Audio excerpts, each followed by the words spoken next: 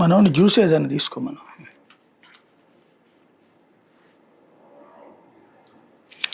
Bharatiya Janata party పాలిత రాష్ట్రాలలో ఏదైతే కొత్తగా వస్తుందో అక్కడ అక్రమ నిర్వాసితులు, బంగ్లాదేశ్ నుంచి వచ్చిన వాళ్ళు, బర్మా నుంచి వచ్చిన వాళ్ళు, ఏ ఆధారాలు లేకుండా అక్కడ బతికేస్తున్న వాళ్ళు ఆ రాష్ట్రాలు వదిలి వెళ్ళిపోతున్నారు.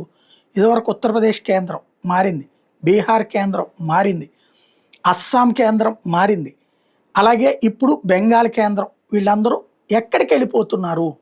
బీజేపీ ఏతర పార్టీలు పరిపాలిస్తున్న రాష్ట్రాలకు వెళ్తున్నారు. లైక్ కర్ణాటక, తెలంగాణ, హిమాచల్ ప్రదేశ్, అట్లా జార్ఖండ్, ఇట్లాంటి రాష్ట్రాలకు పోతున్నారు. ఇదే భారతీయ జనతా పార్టీ హెచ్చరిస్తోంది. చాలా ప్రమాదకరమైన పని జరుగుతోంది, కంట్రోల్ చేయాలి అని రాష్ట్రీయ హిందూ సేన చీఫ్ ప్రమోద్ ముతాలిక్ కర్ణాటకలోని హుబ్బళిలో ఇట్లాంటి వాళ్ళు చాలామంది వచ్చారంటూ ప్రొజెక్ట్ చేసుకొచ్చారు.